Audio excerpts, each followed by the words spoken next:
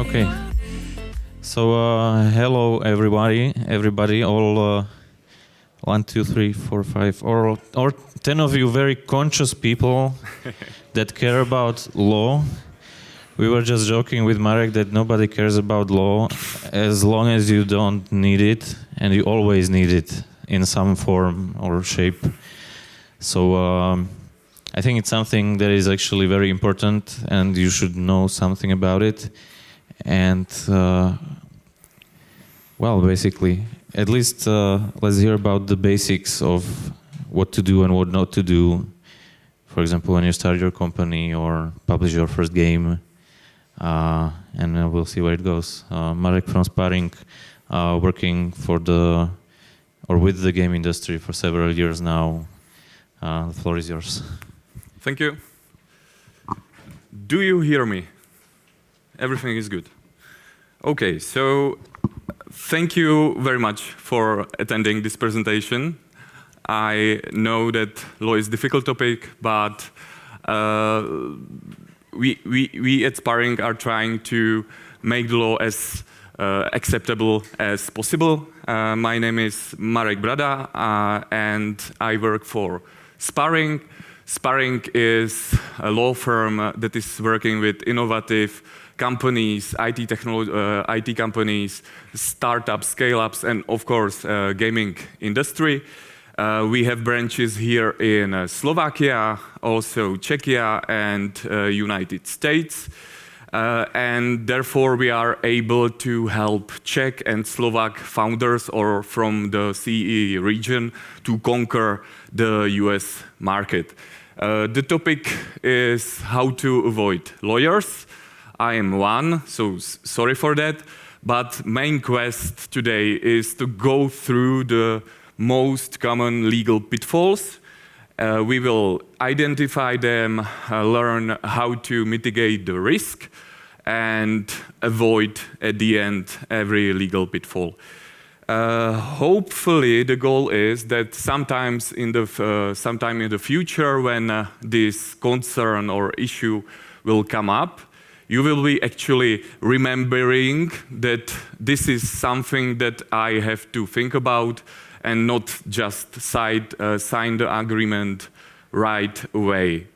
On more positive note, legal problems that we will be speaking of could be avoided or mitigated. So to fix them, it will cost only hundreds of euros and not thousands.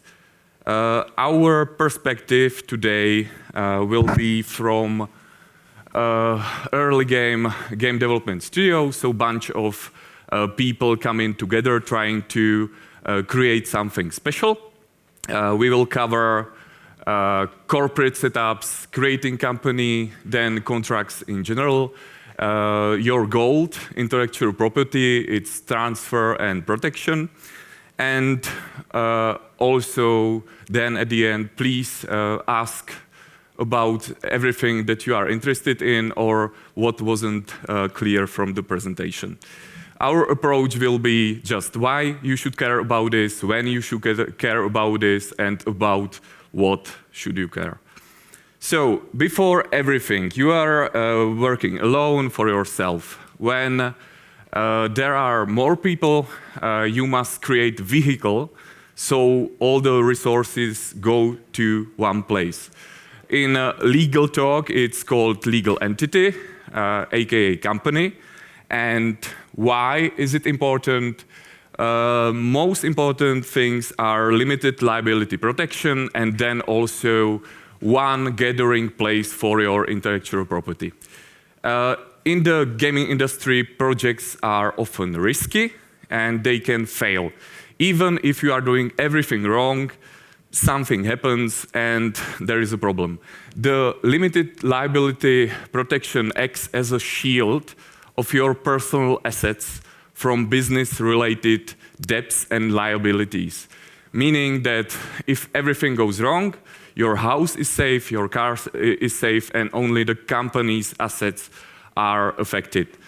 There are some rules for this protection to apply and some exceptions, but in general, if you are acting reasonably and lawfully, this protection will apply. Then it is one place for gathering your intellectual property. Why? Because company acts as a medium to store everything that you have created. Then you actually can sell the game, publish it, receive some money and distribute it between the shareholders and members of team. There are also tax reasons, but it's better to consult some tax experts in respect to that. And on more practical note, everyone, businesses, investors, publishers are expecting to be dealing with company and not bunch of sole developers. Okay, when you should create company? Ideally, before you start working on anything, at least when there is a project that you give a lot of your time, resources, so you dedicated your current life on. And please no later than when you are entering into contracts, business contracts in general, or hiring other people for your team. Nevertheless, being one-man unit is totally okay. If you are just one person, you don't have to create it. But remember that limited liability protection is important also when you don't have company. So in contracts, try to put some limited liability section, meaning that if everything goes wrong, I will be liable to you only for X amount of money. So you can quantify it, insure for it, and sleep well. Okay. When we are talking about, I'm sorry. Yes, what more to think about when creating company? There is differences between type, but ideally for the early mid stages, the ideal one is limited liability company. In Czech and Slovak is společnost s ručením omezeným. It's easy to create, it's cheap, and in the EU, EU is pushing, so you will be able in every state create these types of companies online. We have also seen some really creative tax corporate setups from founders that were trying to pay zero taxes. So they had, I don't know, company in Cayman Islands, then one in US, Mexico. But these ones for the early stages always backfire, because to set it up right, you have to have good tax advisors. So just please keep it simple. Also, it can be, the complicated corporate structures can be red flag for your business partners, because getting something from company in tax havens is nearly impossible. And also when you are applying for some grants from state, they have sometimes in the terms of the grant that if you are too creative with corporate setups or seats at other than EU countries, you will not qualify for those. The company creation is also good time to think more about founders' relationships and terms with founding team in general. These are difficult conversation. It's mostly about what will be our future, what voting rights will be delegated between each other, what percentage of the company will someone owns. These are difficult talks, but needed, because later it's harder to fix it, because the stakes are higher. So I would recommend that you at least speak about it. Ideally, just put it on paper, sign it by all founders that yes, I'm holding, for example, 100% because it's easier to operate the company. But if there will be sale, you will get 40% of the revenues generated.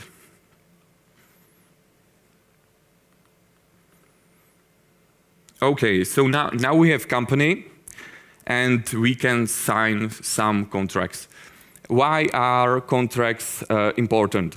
They should actually clarify and prevent future disputes because expectations of parties often differ. Even one section for one party is, of course, yeah, this is it, but for the other party it can be totally opposite. Also, when you're just talking, discussing, or negotiating about exact wording of a contract, you are coming up with new themes that you would have not thought about. When we are talking about IP, do I get all or just a part of it? Remuneration, how will you pay me, etc., etc.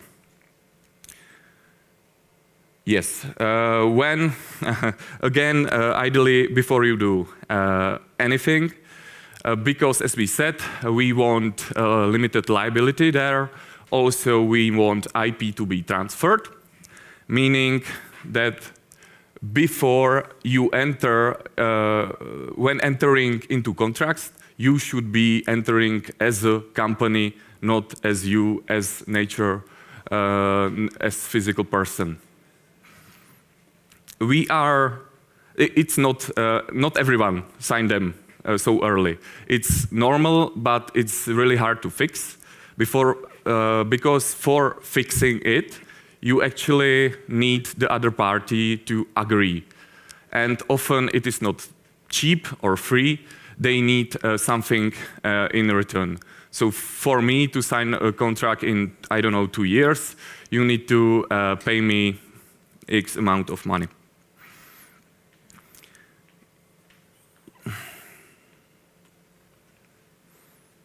Then we have some common sections that are typical in game developer industry contracts. Yes, you should understand the whole contract, but if you will focus on those sections, you will be able to really reduce the risk possible. When we are talking about IP section, it's your gold, your most valuable treasure. Discussions are what are you giving and actually what are you allowed to keep. Because if you have game and you're saying, yeah, I will give you my whole game, then, for example, the libraries that you used or some kind of basic system that you actually want to use also in another project or another games, you must say it in the contract that, yes, I will give you only part and the rest will stay with me. When we are talking about scope, it must be clear what will be delivered. Remuneration, it's always needed to be clear about how much is being paid, for what, on what time frame, how is it calculated, because, for example, 10% of future sales is not enough. It's vague. There are a lot of possibilities. You can take, I don't know, flat fee, some revenue share, different caps, and the combinations. It's totally okay, but it must be clear. Then we have term and termination. If you are entering into contract, for how long? If it is 1 year or 5 years, or if after 1 year it will be renewed for another one, you must know. Also, termination, both parties need to have a way out if it is a bad deal and the relationship is not working. Then we have scary section, warranties and indemnifications. These are often really long and hard to read. Yes, but at least go through them. Warranties, you are saying that this whole section is, you are promising something, yeah?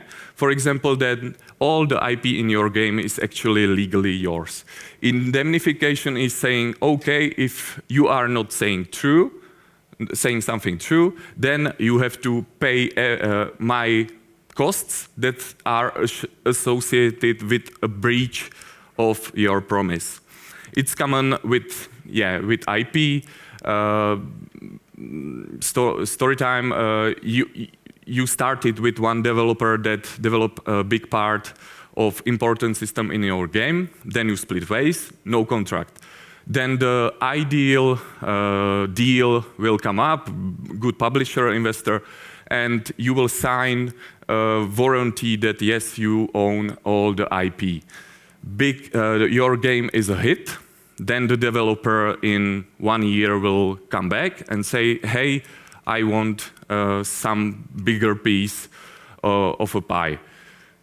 Without a contract beforehand, this is problem. Potential litigation is there, trust with other party is broken before because it wasn't true. Also, these indemnifications say that if third party will sue the publisher because of your IP, you will also sometimes have to pay all the legal fees associated, meaning, yeah, it can be really expensive. So be ready to read it through and know what you are promising. If it is not clear or not true, open it with your business partner, talk about it, and fix it before the relationship starts. Governing law and jurisdiction, these sections are saying which country laws will apply. If you have big publisher in US, it's nearly impossible to get, for example, Slovak law to apply, but there can be discussions or some kind of compromise, as I don't know, UK law is often chosen.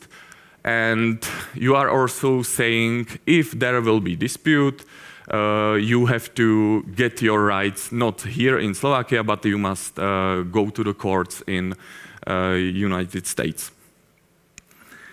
We will now get into the specifics on publisher contracts and development contracts. Generally, it's a big opportunity for small studios to get involved with publishers and bigger business partners, but there is huge power imbalance. It is really difficult to negotiate the sections in your favor, but you should at least try. And when we are talking about specifics in IP sections, there is also always debate about assigning all your IP or licensing it. Assigning means that you take your game and you just put it there. You have all.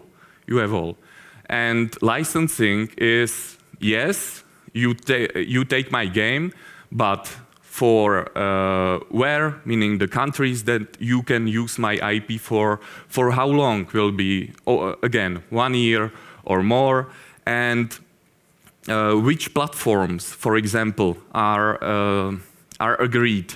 Will it be PC? Will it be mobile or just Steam or Epic Games Store, whatever? But you must know and discuss this range of licenses so it is clear and you are not just giving it all for nothing. A big question also is so-called derivative works.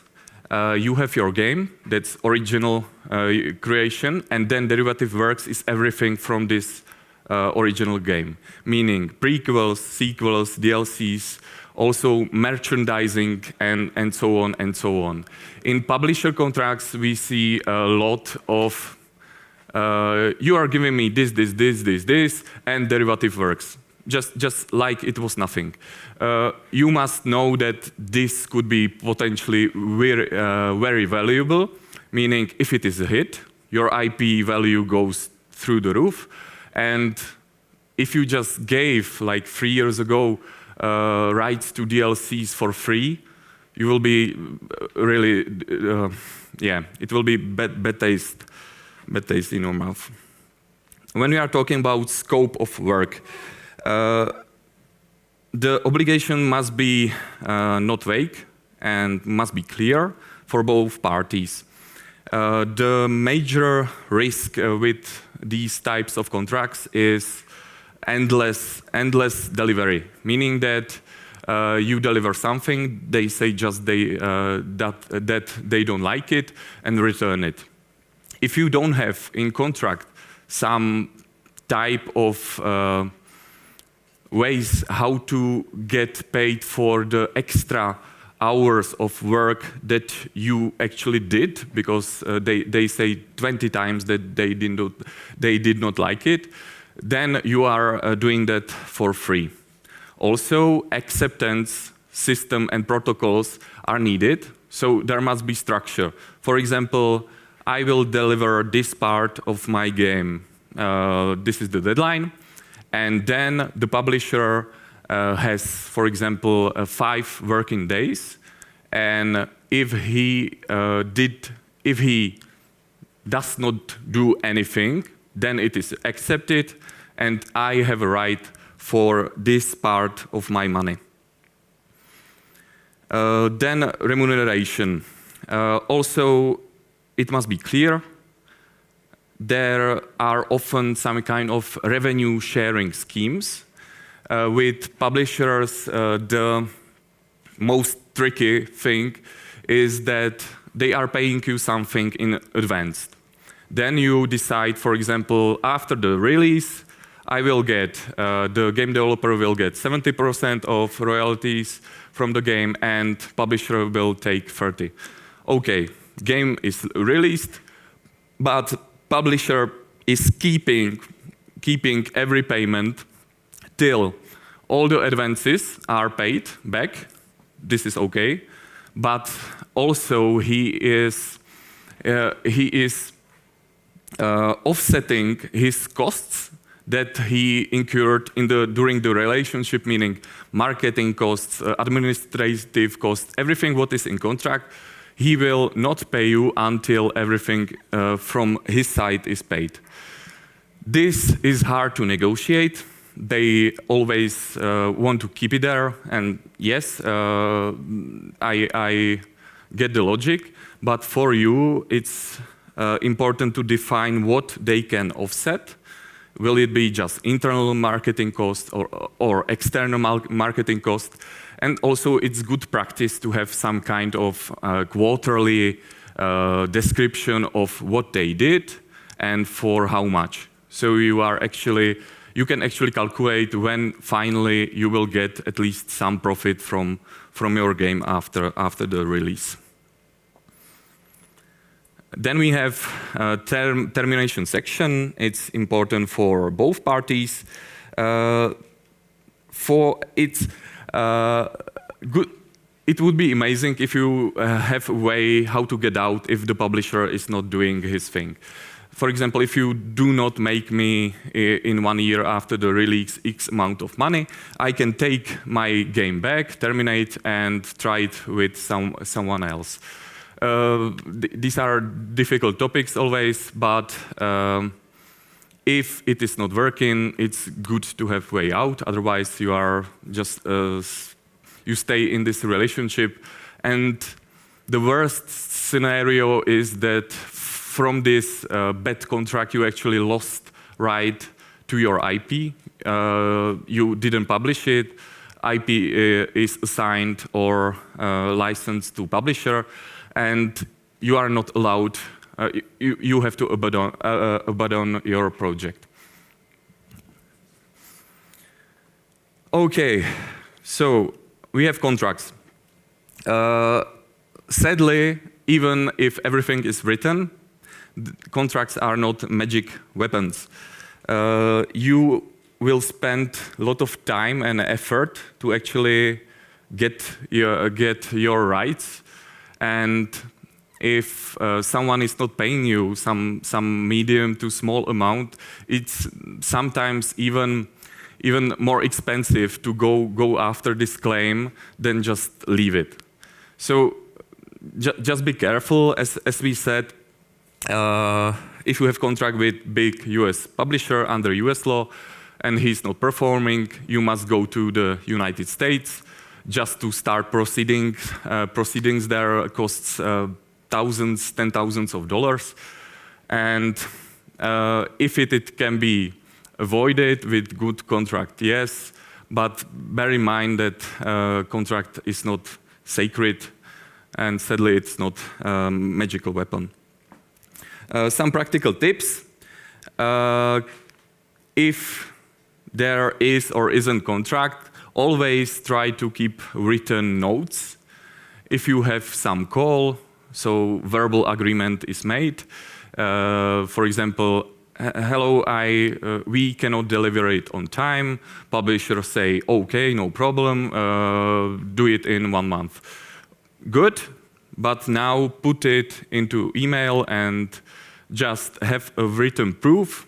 Equip yourself with good backing for potential legal disputes in the future. Good. Now are we going to your goal, intellectual property. Why is it important? Because it's actually everything, nearly everything in your game. These are just examples and the common types of IP. We will look further into the copyrights and trademarks. Now briefly about patents. Patents protect the way things work. It's exclusive. It's your exclusive right to exploit this one thing commercially and prevent others from doing so. The application is really expensive, the process is long, but if you think that you have really something creative, unique, the conditions are that it must be new, useful, and non-obvious. If you have that, search for some patent expert and just ask if it is patentable. In gaming industry, a lot of weird patents are filed. For example, in Crazy Taxi, it was just directional arrows that point to where you should go. In Pokemon Go, the appearances of Pokemons in the real world are what is the probability that I will see Pikachu is patented. And also in FIFA, we have patent for algorithm that is counting if you pass ball, to which player it will be automatically passed. Something about trade secrets. In general, if you want something to be secret, then keep it safe. Reduce the access of the whole company to only people that need to see it, and also sign so-called non-disclosure agreements, meaning that yes, this is protected, and if you leak it, there will be some contractual penalties. The most famous trade secret is formula for Coca-Cola. Yeah. Why protect them? Okay, IP in general, it increases the brand awareness. It's all the financial value that you actually have. It can bring you some revenue streams. When earlier better, it's way cheaper to start with all in order than to fix it in later stages. Be proactive, not reactive. Now to the copyright. So, what is actually copyright? Copyright are original works that are creative and fixed in tangible medium. If you have some idea in your head, until you put it on paper, it does not enjoy the copyright protection. It gives you the right just to do everything, reproduce, distribute, modify, meaning sell, publish. It's really, really important light. Then the duration is in EU life of the author plus 70 years. Then we have some famous copyright infringement cases. For example, the Fortnite and Carlton dance.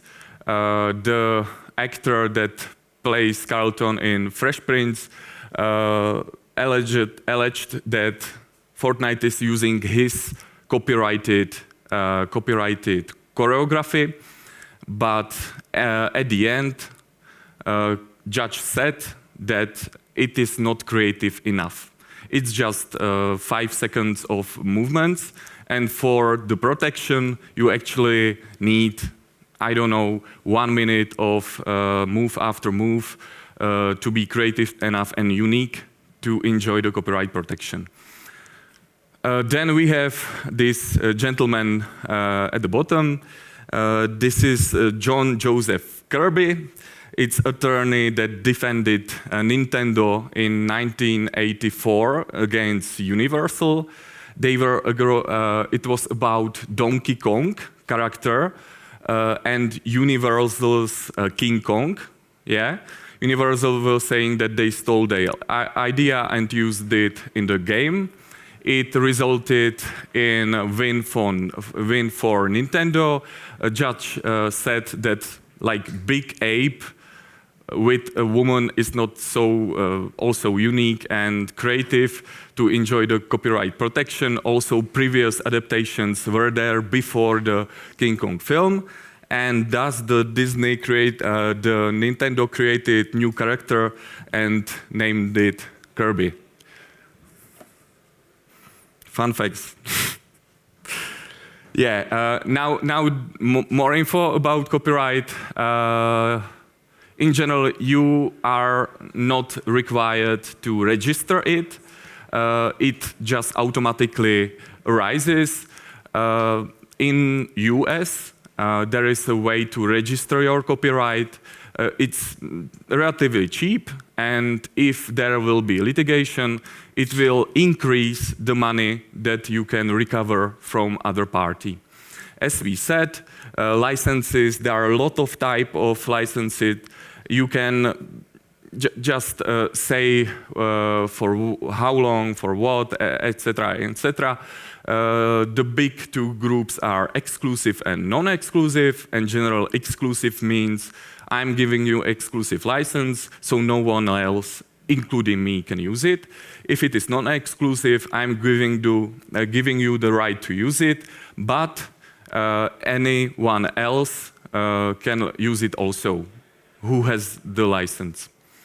Think also about user-generated content. Whenever you have feature or something that your users are creating IP for your game, in the terms of the game that everyone just scroll down and accepts, there are also sections that are dealing with user-generated content. The user is saying that he's totally okay to give every IP created to the company, mostly for free. But this section must be there, otherwise the player also can claim in 1 year and want something in return. Then maybe about the C symbol. It's meaning that all rights are reserved on this site. As we said, copyright is automatic, so this symbol doesn't mean much. It's just saying to other parties, be careful, this is mine. Then one thing about fair use doctrine. It's really discussed on Reddit forums, etc., etc.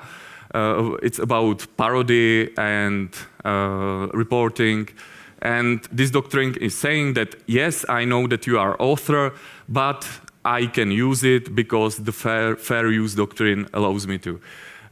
This is really dangerous. Why? Because you can use this defense only before judge, meaning that it's not also magical weapon that you just say fair use, don't bother me, but you must actually get in front of judge. Judge will say if it is applicable or not. So you must spend a lot of money to even get this defense before judge. Then we have trademarks. Trademarks in general, the difference from copyright is that they are registered. You can register it for different services, also different states, countries, and it protects a distinctive sign that consumers can connect with your products. Mostly it is name of your company, name of your game, and these are really beneficial because they are also affordable, and they can really help you in some cases. For example, if someone is copying your game on App Store or Google Store, and you have trademark, then Google is treating your communications with them to take down this copycat more seriously, and you are proving right away that there is something protected by authorities in your game. Because proving copyright, as we said, it's not registered, it's a little bit harder, it's possible, but it can speed up the recovery process. Then we have also the symbols. The R symbol meaning that this trademark is registered. So you went to authority and you have the official registration. And this TM is just saying also it's not registered, and it's really risky, but it's just saying that be careful, this is mine, but I have not registered it, so please do not misuse it. Good thing about trademarks is also that you can prolong the length of the trademark protection to the infinity. So it's mainly for 10 years. Then you pay another sum, and then it is again for another 10 years. Also one tip, we have a legal text solution here from, actually founders are here from Košice. It's called Trama. This is the link, and if you are thinking about protection of some name of your game or a name of your company, you can go there and there is free research if it is available.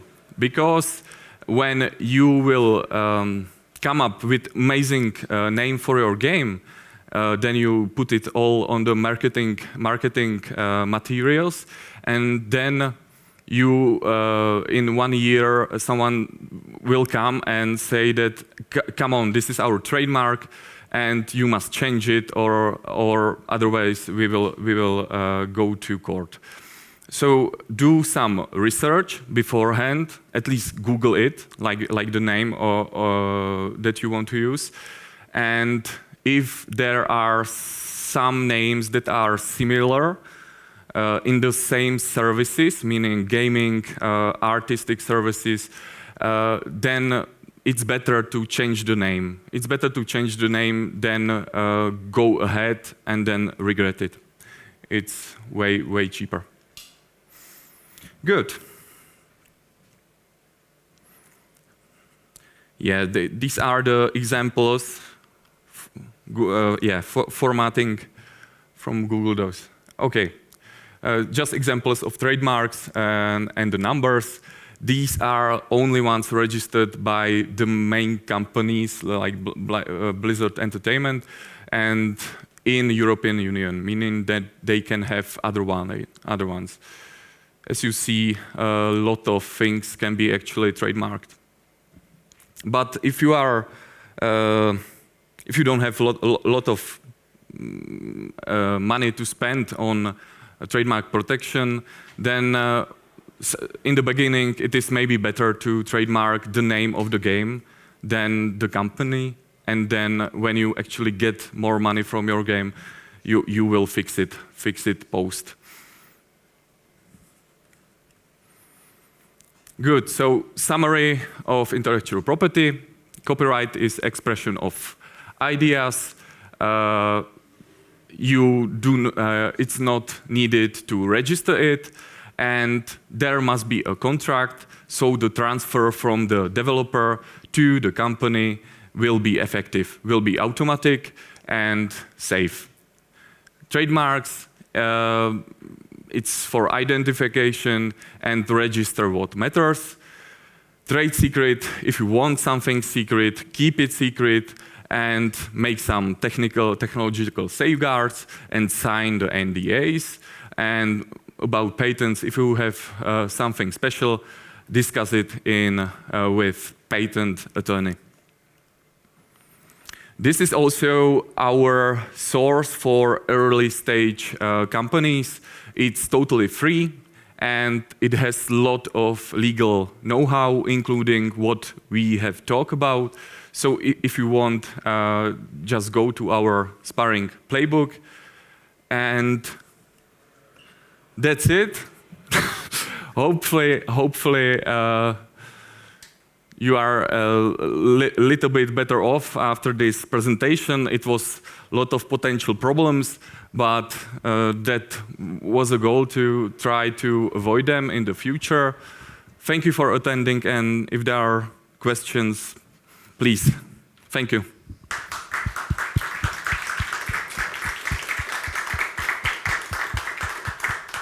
Thank you very much, Marek. So you can either use our Slido over here where we will see the questions asked, or maybe just raise your hand and I can give you the mic if you have some questions. If there's no questions from audience, oh yeah, I can see one hand over there.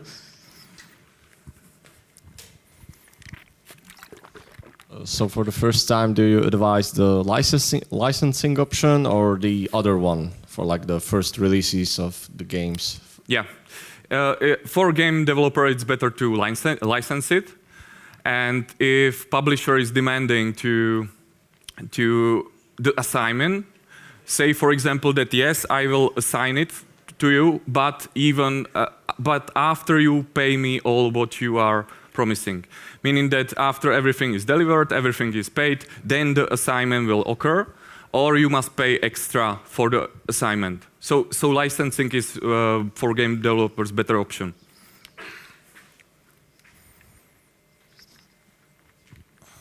Any other questions? Can you, Marek, maybe tell us about, from your practice, like what are the most common things that when people need to come to you to deal with, dealing with? It's mostly it is about the signing of the contracts and when they should be signed. These problems come up always when there is external money coming or promised, meaning because investor wants to do so-called due diligence, meaning that the lawyers will come and check if there are contracts in place for everything. And in this stage, it is really hard to fix and actually can just make the investment not happen. So yeah, this is one thing. And then publishing agreement in general, like negotiations with other parties, whether we are dealing on the side of publisher or the game developer. Yep. Okay, so that's a I would say a pleasant problem to have. Any other questions? Over here. In the legal terms, what is the difference exactly between the registered and unregistered trademark? Mm-hmm. Like the registered, you said that it helps a lot, but in what ways? Yeah. One thing, like IP protection laws vary, each country is a little bit different. So if we are talking about unregistered trademark and at least some protection behind it,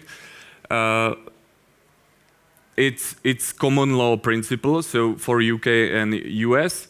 And if your trademark is unregistered, but everyone knows that it's yours, then you get some limited protection, so you can say, do not use it, it's mine. But you have to prove it. Everyone has, not everyone, but it has to have some value.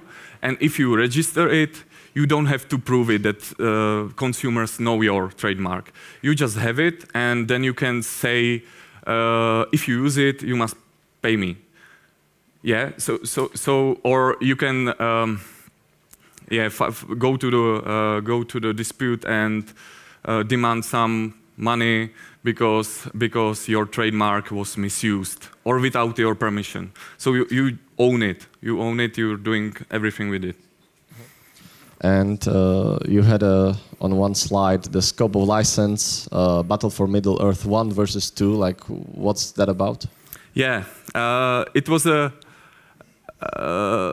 thing that for Battle for Middle-earth 1, there was a license, meaning that they can use only materials from, I think it was Lord of the Rings movies. But for the second one, they were allowed also to use the other parts of the whole universe. So you can, if you know it, then you can find it in the game. And I think it's interesting what can actually license in the end do. Do we have any other questions? If not, or if maybe your problem is too sensitive and you don't want to ask it publicly, I believe Marek will be here throughout the whole day. So when you see him, definitely talk to him. Marek, once again, thank you very much. Thank you for coming, and we'll be continuing with another lecture pretty soon. Yeah, thank you.